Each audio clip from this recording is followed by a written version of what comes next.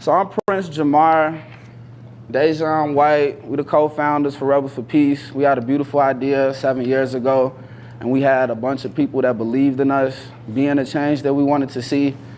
And I just been thinking a lot about just the trials and tribulations that it took for us to be able to get here, how much we had to rebel against the norm in our neighborhoods, in our households, in our everyday life, and then realizing that, every day we wake up, we still choosing to rebel against negativity, against taking from the neighborhood instead of giving, and being a hero instead of being a villain. Every day we wake up, we rebelling to be the change that we want to see. And we're not doing it for ourselves only, we're doing it for the youth, who is the future, who is our future, showing them that they can be better, showing them that whatever they're doing now, they can do more, and just enhancing our youth by being that change that we want to see. Growing up, we saw a lot of different mentors, but I don't remember too many people in my neighborhood or in my school that were pushing me towards being myself, pushing me towards being the change that I want to see. So that's why I stepped up. That's why Dejan and I stepped up, is because we wanted to be that change that we wanted to see. We don't want to put that on somebody else or give that power to anybody that's outside of our community or outside of us. We could do anything that we put our mind to, and we could do more if we do it together. So I just want to say thank you for everybody that came. It means a lot, and we're going to get into this session. Let's do it. Thank you, everybody. So Dejan will start off, and he'll just be talking a little bit about what is a Rebel for Peace, because we are the two original Rebels for Peace. I would say for myself, what a rebel means to me, it takes me day to day to get a concrete answer about what a rebel means to me, because I'm learning day to day, I done hit a lot of rough patches in my lifetime, being a rebel for peace. Like Prince was saying earlier, we went through a lot of trials and tribulations, and that doesn't stop when we become a rebel. That just gets even more tougher because you're going against what's normal. You're going against your friends, you're going against your parents, you're going against a lot of people that you really care about because you see the world in a totally different way. And that takes a toll on you, a real heavy toll on you. And it took a toll on myself. I thought that I wasn't really a rebel, you feel me? I was in the imposter syndrome, if I'm saying it right. A lot of things kept coming at me all at once. So I thought that was, and I'm a real spiritual person, so I thought that was the Most High telling me that this is not what I'm supposed to be doing with my life, because it was just so hard for me to be a rebel. Everything I'm dealing with, everything I gotta go through. If I'm just trying to put good out into the world, why do I gotta go through all this? You feel me? Why do I gotta be the one that's going through all this? But I found my inner strength in a way that I didn't think I was gonna find my inner strength, you feel me? I had to take a step back from what I was doing to truly find myself, truly see who I am as a person, you feel me? Find my own inner strength. And my inner strength was, I had to realize that being a rebel comes with a lot of things coming at you feel me? Because you're going against something. It's gonna be a lot of times where you're gonna test your limits, where you're gonna see if this who you truly is, this what you truly wanna be. And I had to realize that everything that was coming at me was because I'm changing my lifestyle and I'm becoming a rebel. I'm being more than what my neighborhood got planned for me. I'm being more than what my parents had planned for me. I'm being more than what the world had planned for me. And I realized that a lot of the youth is going through the same thing. You feel me? They don't feel like they belong here. They don't feel like they supposed to be this. They don't feel like they're supposed to be that because the environment, teachers, parents, a lot of different people is telling them a lot of different things. You feel me?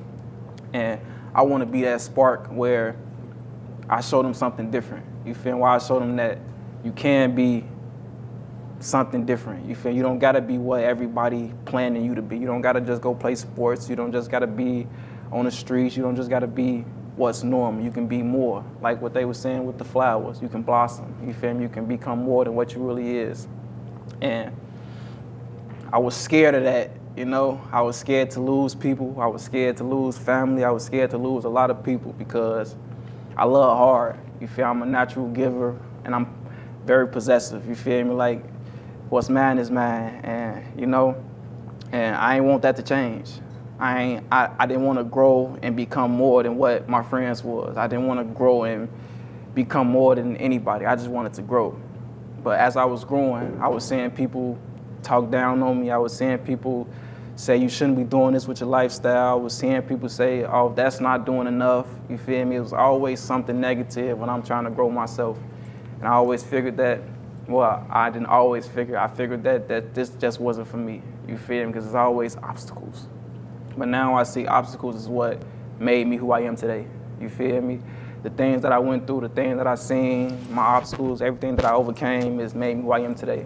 And I know that the youth need to hear that, because they going through way worse than me. You feel me? Like, I'm around kids a lot, and I see what they're going through. I see the people that they're around, the influences, the music, the media, Facebook, Instagram, Twitter, you feel me? It's a lot of things that's influencing them to do things that they wouldn't normally do, And they need to hear that regardless of where they at, where they come from, who they're around, y'all can shine, You don't gotta be what your friends is. You don't gotta live up to your parents' expectations. You don't gotta live up to nobody else's expectations but yourself. And that's what being a rebel is to me.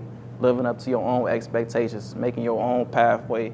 And just because the pathway isn't straight, it may go left, it may go right. Being a rebel is trying to find a way back on that pathway. And that's what being a rebel means to me, because that's my lifestyle. My life isn't straight line. My life isn't all positive, all success, you feel me? I got failures, I got mistakes, I got millions of mistakes, But I'm keep pushing, I'm keep going and striving to become more than what I am today, And I feel like the youth needs to hear that, so that's what I believe what a rebel is. We need many more like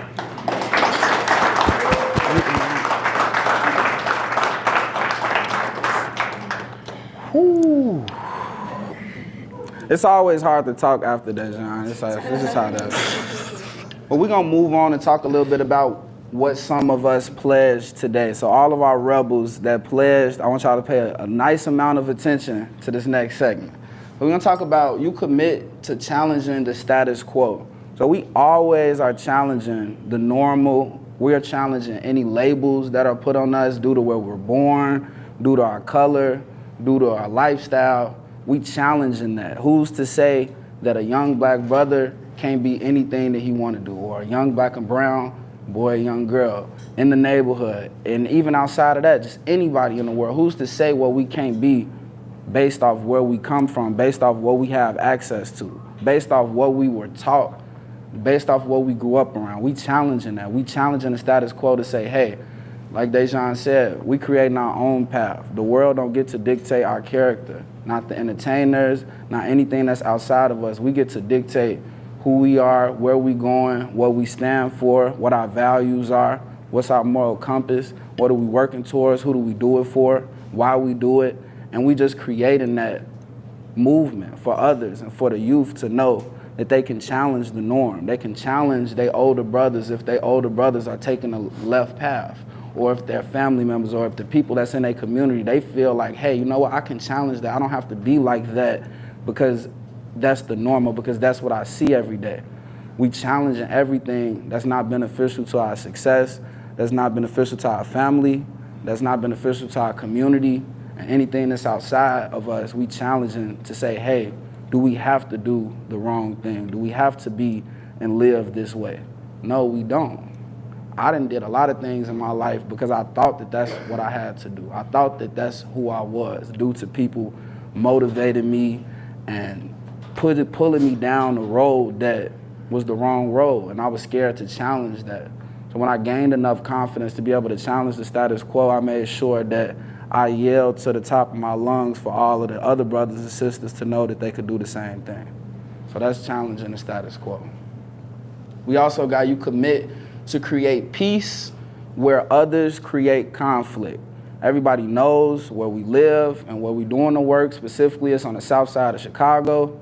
That's known for more conflict and violence than peace. So every day that we wake up, every day that we go in the community, we're committing to creating peace where there's violence. We are committed to creating love when there's hate. We committed to creating that safe space in the schools when it might be danger outside or in the community.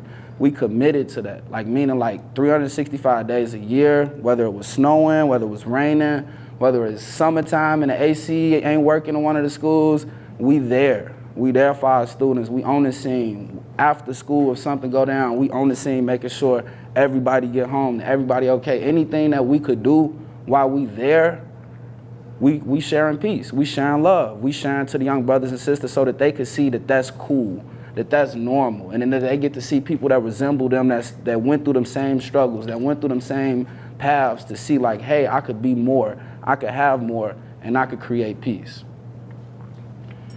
You commit to unity and diversity. Everybody knows Rebels for Peace is extremely diverse.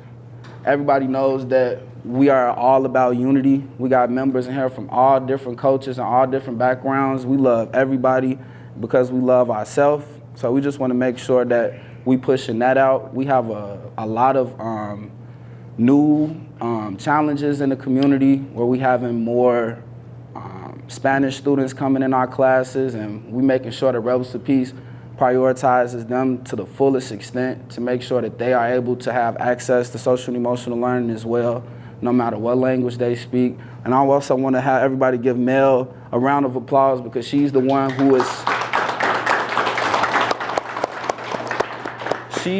who's making sure that all of the Spanish students that we are serving has access to the program for now. She's been carrying that load. So I just want to make sure that I acknowledge that, because without Mel, we wouldn't be able to reach our Hispanic and Spanish population. So I just want to make sure that everybody know that this is not just about, one culture, one race, one color. This is about all youth worldwide. This is about all humans and that's alive and that want change, that want to be involved in something positive, that may need a little motivation, that may need a little polishing, that may need an investment or a mentor, and that's what we're here for. So we commit to unity all of the time. Our team is extremely diverse. All you gotta do is just look around and see that's all that we about. And then you commit to your mental health and well-being, which I've been doing more of. It's been extremely challenging for me to take care of myself when I want to take care of the community. I want to give, I want to help.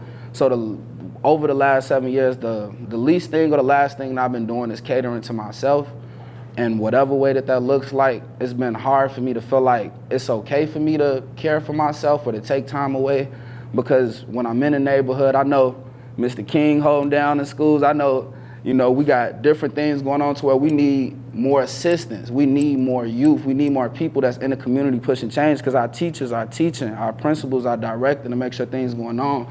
So in between, while staff and facilitators are busy, who's there to check on the students? Who's there to motivate them and say, hey, you could do whatever that you want to do. You okay? You having a bad day? That's okay. We all have bad days. It's okay to be okay. Who's motivating the students on a daily with that? That's their job. Like, that's our sole purpose, is to wake up, go in the community and motivate the youth, to be that angel, to be that lighthouse, to be that guide, to say, hey, take this path. Hey, have you ever thought like this? Hey, have you ever wrote down a plan? Do you know what goals are? Do you know that you can achieve anything that you put your mind to? And then hearing that from somebody that resembles them, hearing that from somebody that they look up to, which makes it real, versus us having a conversation that's turning them down the wrong path. Like a lot of conversations that we had to experience, a lot of things that we went through where people motivated us to do the wrong thing. So that's why we here, to make sure that our students know that it's okay for you to rebel against the norm. It's okay for you to be a rebel for peace. It's okay for you to be yourself.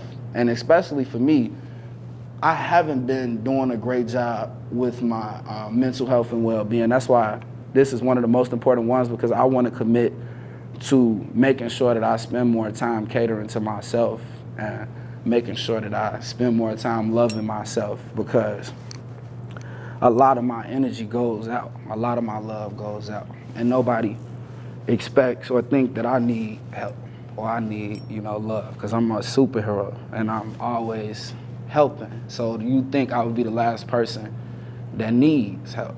But I do. I need support.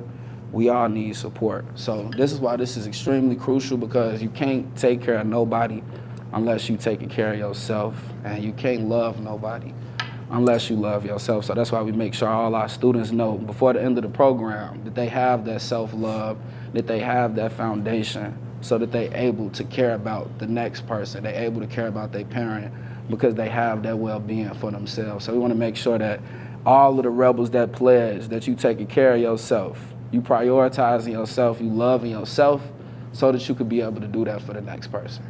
So thank you for that.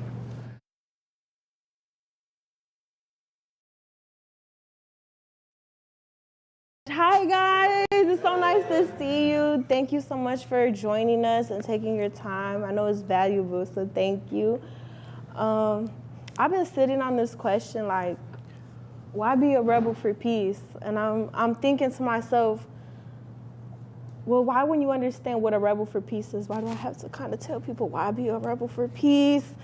But no, truly, I feel like what we do and what we're about is understanding ourselves. And when you're able to have clarity on who you are and your purpose in this world, it's not easy for people or outside things to blur your vision and take you down a path that's not yours. A lot of our children are being misguided because they don't understand who they are and their purpose and their place. And so when you start to uncover that purpose within themselves, because they have purpose, but you start allowing them to see that for themselves, they start choosing and they start going the right path. If you don't understand purpose, you don't understand the gravity of your decisions. You don't understand the power that you hold when you don't understand your purpose. And I think that's why it's so important that we empower our children to rebel against what people tell them who they should be versus who they truly are. They're labeled day in and day out on where they're coming from, who their family is, what you do, your actions and your decisions make who you are, and that couldn't be further from the truth. At the end of the day, I feel like once we as a collective understand who we are, we can rebuild ourselves, we can rebuild our families, and we can rebuild communities. And that's the last thing the systems in place want us to do. So we start rebelling against systems, we start rebelling against the status quo, we start rebelling against generational traumas, and we start rebelling against the people in our communities that are telling us to go down different paths. And that's why, to me, it's important to be a rebel for peace. When I started to understand who I was and my power, I could put that power to use. And when I was confused, I didn't understand the effect of my decisions to my family, to my community, and to myself. And so, for me personally, that's why it's important to be a rebel for peace, to understand for yourself who you are, and you can also give that to other people to uncover that for themselves, that understanding and that clarity. I think that's it for me.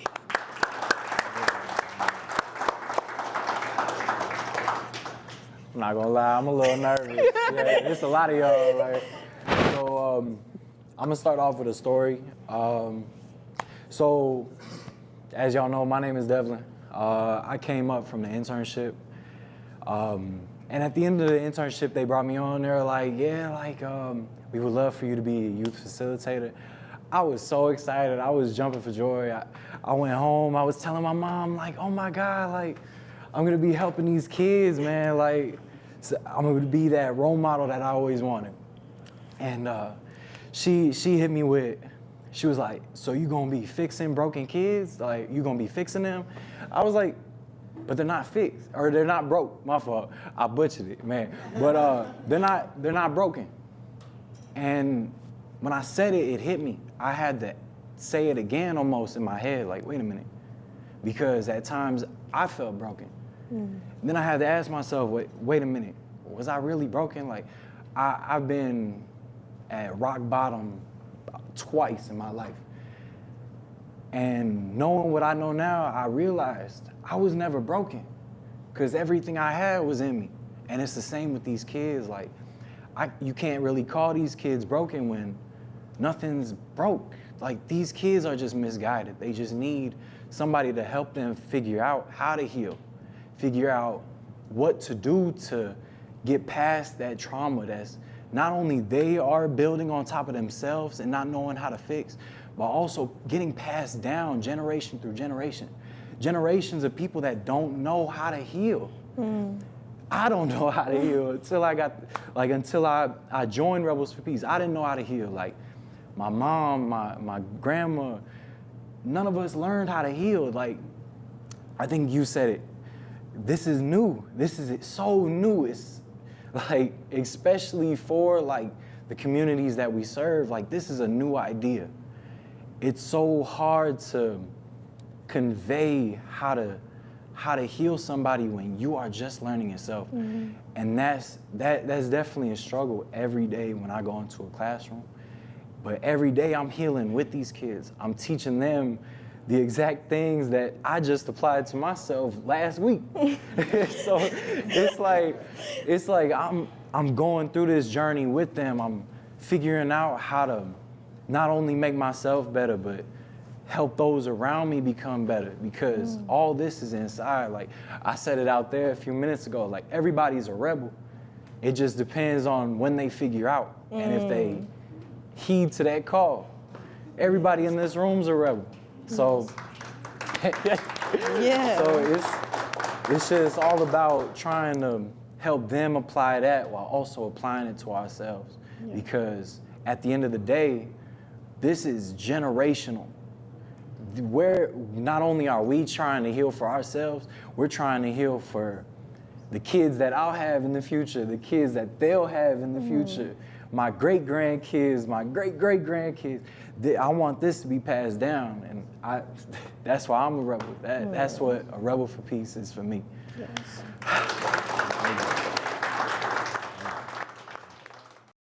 Good evening, everyone. My name is Clyde King. I'm the principal at Arthur Ashe on 85th and Ingleside on the south side of Chicago.